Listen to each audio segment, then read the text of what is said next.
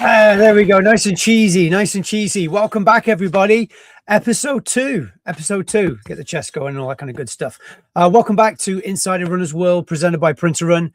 I'm your host today, Chris.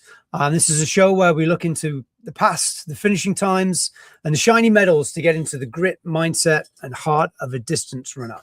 Today, I'm very excited, incredibly excited to be joined by a guest who truly defines what it means to be a strong, both on and off the pavement.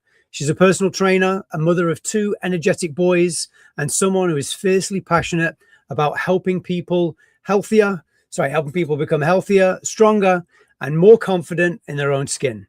She works with clients at every single level, guiding them with those tentative first-time running steps, all the way to crushing their massive endurance goals. Today, we're going to dive into her personal story, what sparked her passions for fitness, how she balances the beautiful chaos of motherhood with an active lifestyle, and deep lessons that she picked up along the way. Tonight, coming as live all the way from Canada, I was about to say Canada, USA, welcoming me and joining to the show, Katarina. How are you? Good. How are you? I'll stop the cheesy BS stuff now, and we'll go from there and everything. So we'll go. So welcome, Kat. Appreciate you joining us on the fun stuff and whatnot. So we'll dive in. This is an audience participation show, so we get people that throw things into the chat, which throws me off. It'll throw you off, and all that kind of side of things. So every now and again, I'll randomly put things into the chat to make it go a little bit more fun and a little bit less painful and well. But how you doing? Really good. How are you doing, Chris? I'm all right. It's we had a bit of sunshine today, I think, and a bit of rain and a mixture and all that kind of good stuff as well. So before we go, this is going to be fast paced. Again, we try to keep it under 30 minutes if possible. So before we fast pace in the starting lines and the heavy mileage, I want to take a look back into the relationship, how your relationship with this beautiful sport actually began. Everyone has a kind of like a different gateway into this wonderful world of distance running. So take us back to the very beginning of your personal timeline. How did running first enter your life? And what was the initial spark that made you fall in love and moving on to the asphalt? Okay. So I would say as a child, I wasn't a big athlete, but it was always a dream to be one of those girls, like the track was something that was always in the back of my mind, but I didn't really have that big confidence. My brother was the athlete of the family. He was very good at every sport he did. And I was always pulled to do track and join the track team by coaches. But once I got out there, I would freeze and pull myself back. And then I would say moving forward to after high school, I would go out for some short runs alone just to clear my head. And then in 2022, my mental health was kind of getting to a big decline there. I lost my dad in 2020, and ever since then, I needed to do something. My family was struggling, and so I went for a run, and I started posting it on Instagram, and my best friend, her dad's a marathoner, and she was like, "Oh my God, like, you're quick." And I'm like, I don't even know what pace is or anything like that. I didn't know what my stats meant. I never looked into it. I did it strictly for my mental health.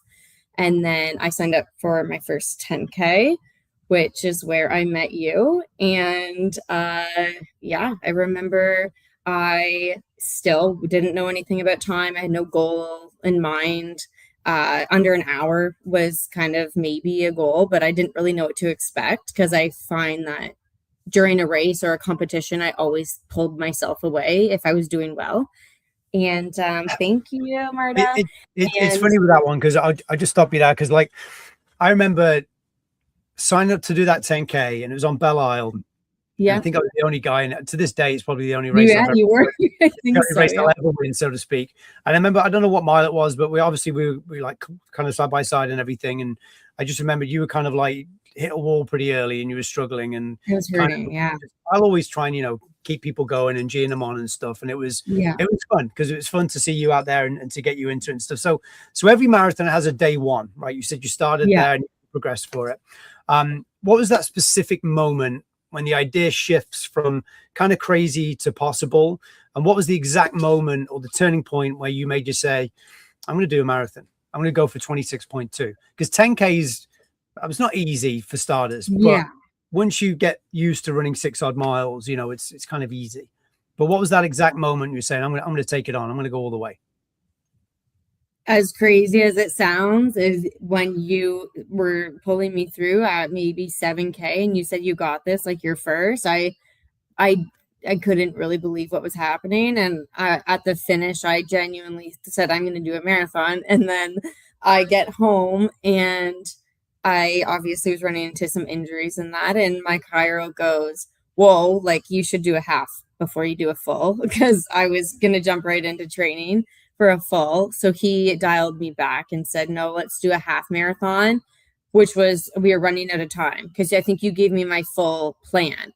So I gave him that plan and he tweaked it for where my runs were at that time, where my training was at, because I was kind of lacking in mileage, just busy and stuff, and not getting runs in. But so he tweaked it a bit, and I did a half marathon the month before my first full.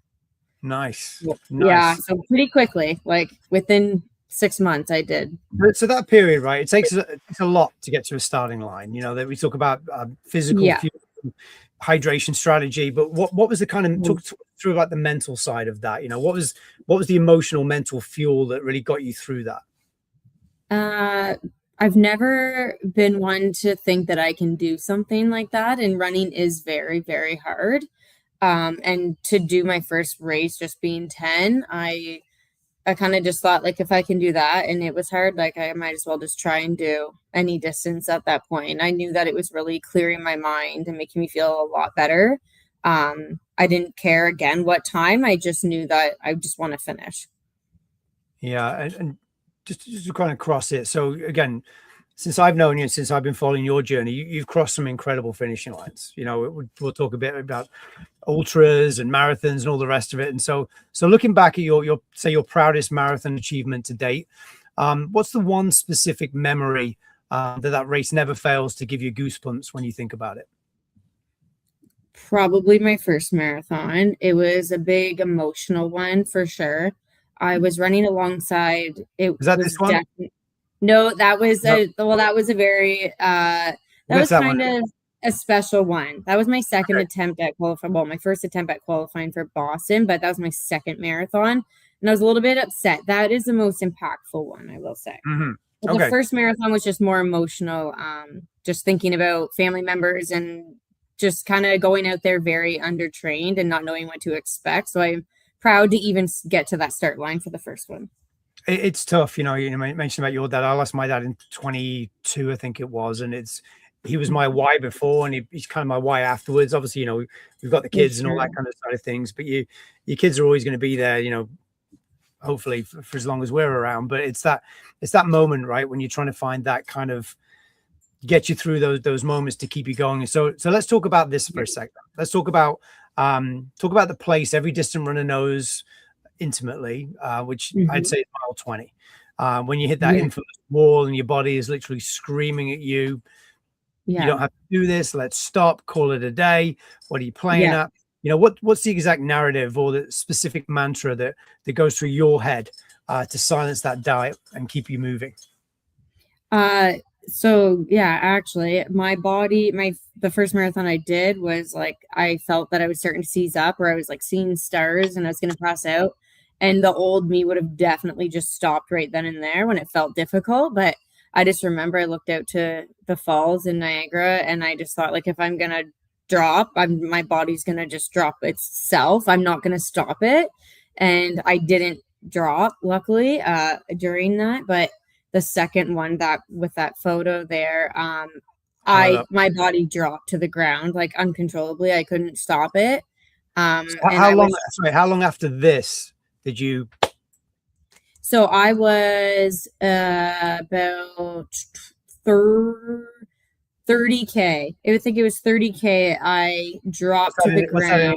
What's that in English? How many miles? In miles? Oh God, I don't know. I'm terrible at that. You foreigners. I'm brutal. That's about 18. I think it's about 18, 19 miles. Yeah. Just doing quick math. So There was actually a guy locally here in town that was running and pacing for the same finish time frame as me. So we were kind of running together for a bit, and like I felt on fire. Mind you, I was super burnt out and tired leading up to this build. I was working and my husband was away for work and I was sleeping like 5 hours a night. It was terrible.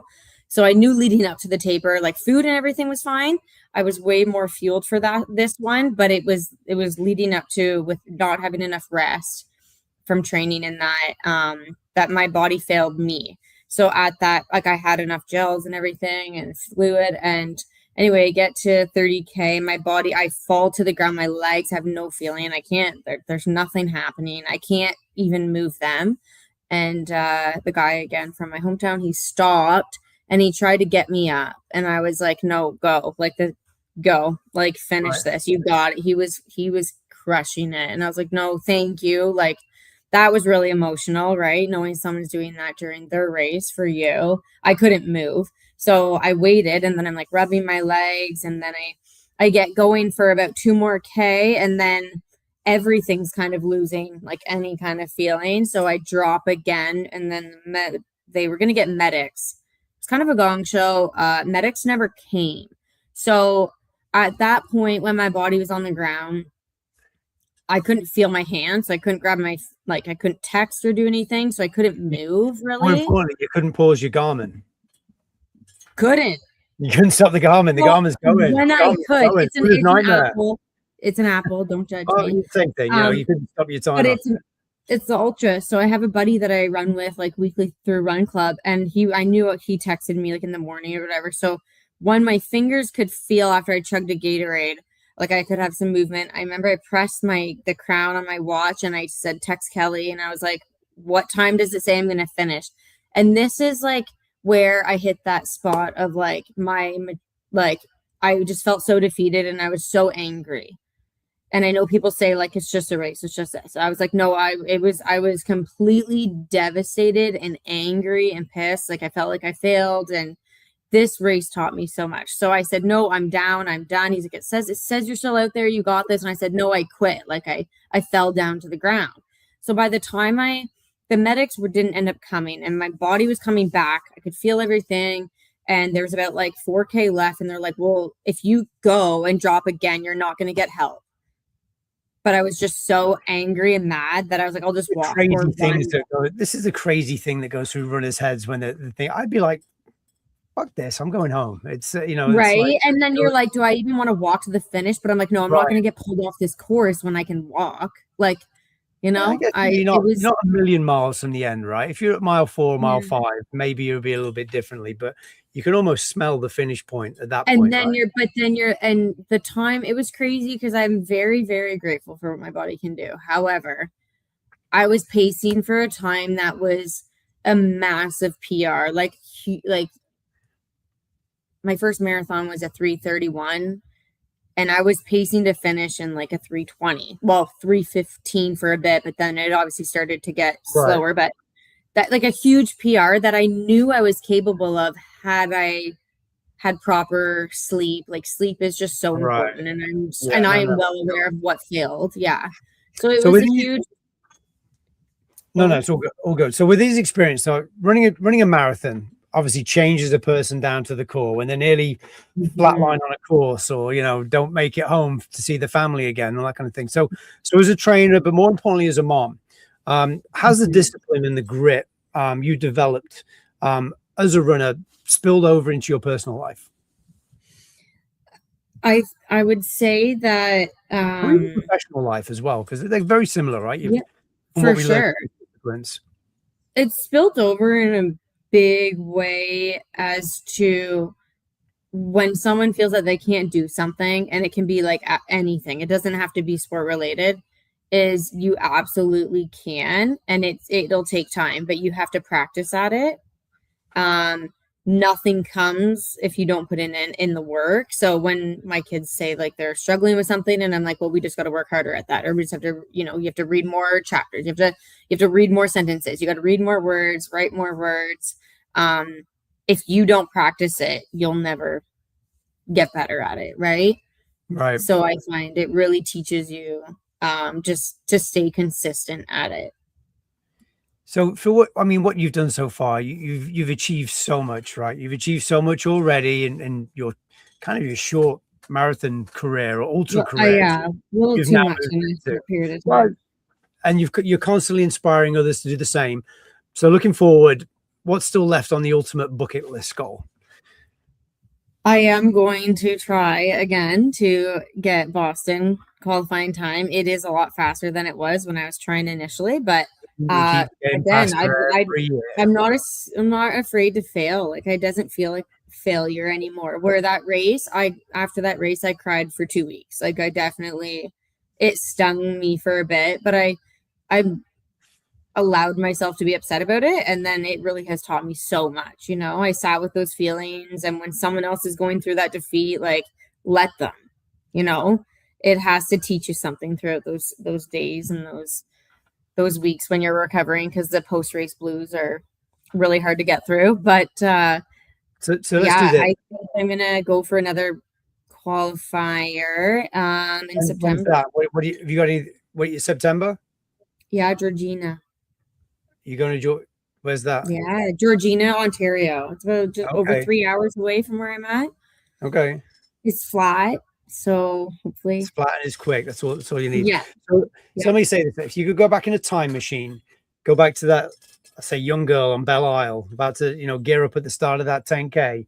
What's a single piece of advice that you could whisper in her ear to your younger self that day?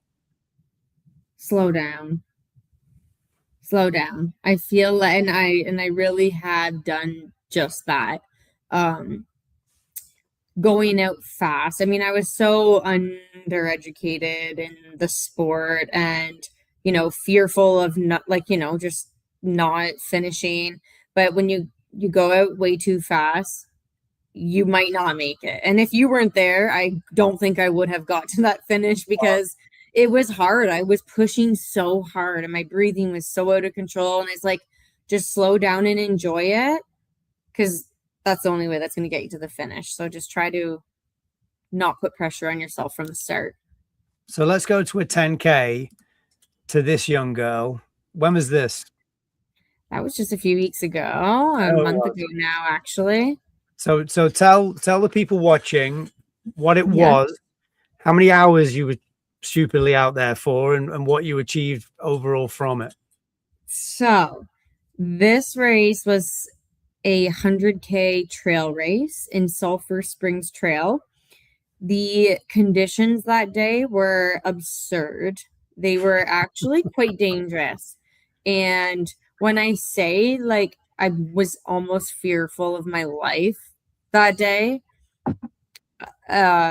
truly I was. Like, in some moments I thought, like, I don't know if I'm gonna make it. The hills were so muddy. The trail was it was so dangerous after the first loop. So it was a 20K loop, and the rain started after the first 20K, and it was a pure mudslide that I actually believe the last 20K loop, like, would have been the 100, the finisher, the last 20. After the 80, they had to change the route, I think, because it was too dangerous. Like, it was just like a slide of mud.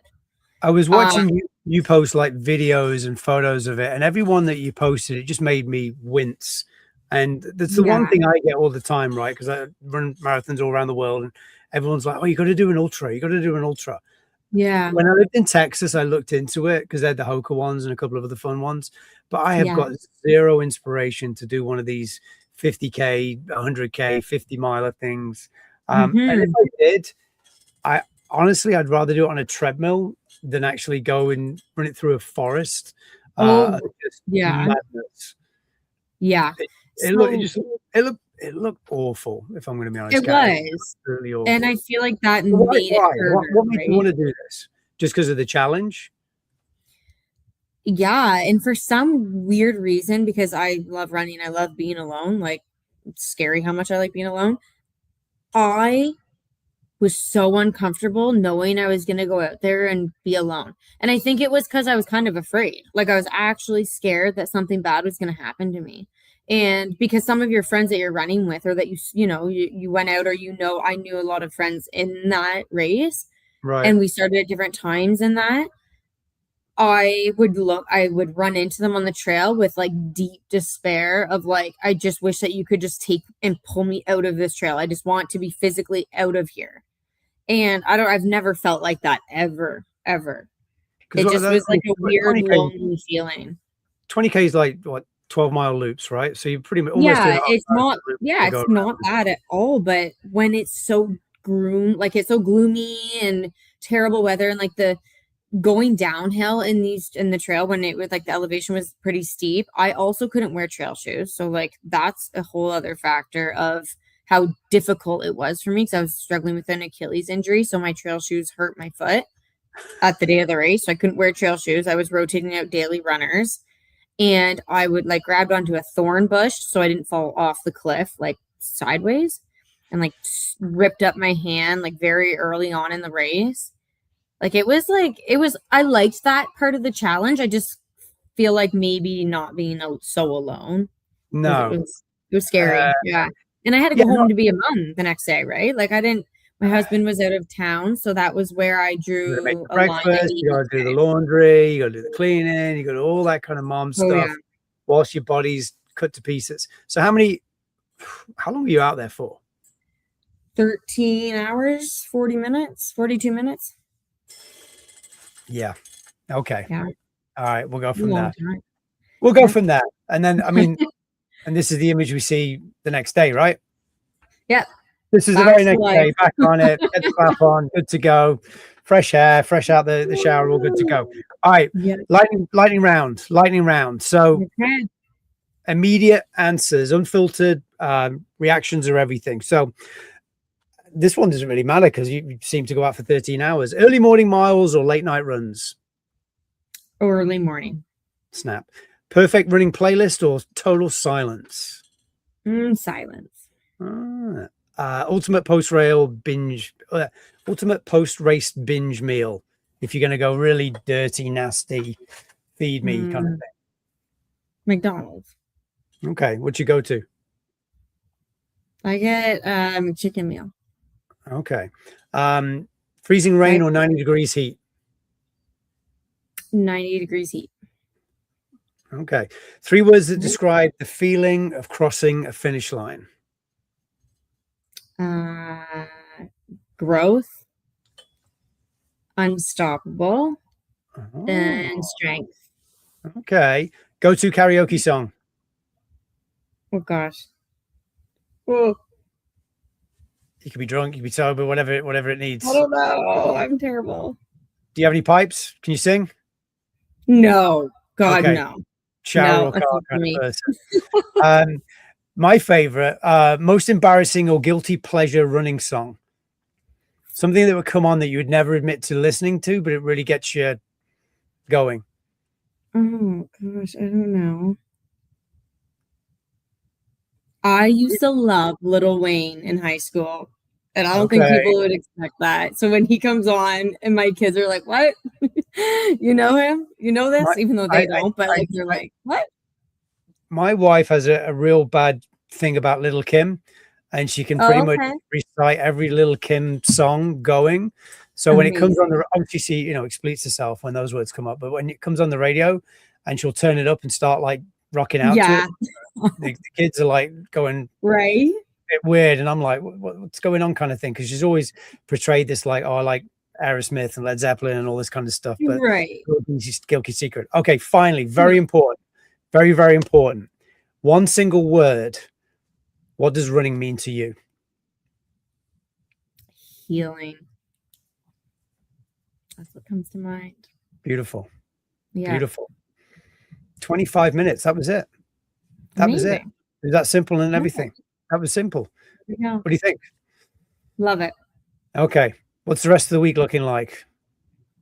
Busy. I got lots of running clients that are starting up, so lots of miles. So I'll open it up to you. Plug your business. Tell us what you do and all that kind of good stuff, and put you on the floor. What's your pitch? Tell me in the people that, everything about the business and what you do on a day-to-day business. So I am a one-on-one personal trainer. I prefer one-on-one over groups. I like connecting with others and getting to know their stories. I have always said that people don't really buy my service, they buy me. Having that deep connection can really change the way you can change someone's life. Um, and yeah, I'm a mom to two young boys. They are very, very busy. So yeah, I work from home in my home gym, and yeah, that's what I In do. Canada. Yeah. Whereabouts Yeah. you based? Pardon me? Whereabouts are you based? Oh, right in Sarnia, Located. Ontario. We're right Okay. by the border, the Blue Water Bridge. And the name of your business is? Vibe Training for Life. Beautiful. Beautiful. Mhm.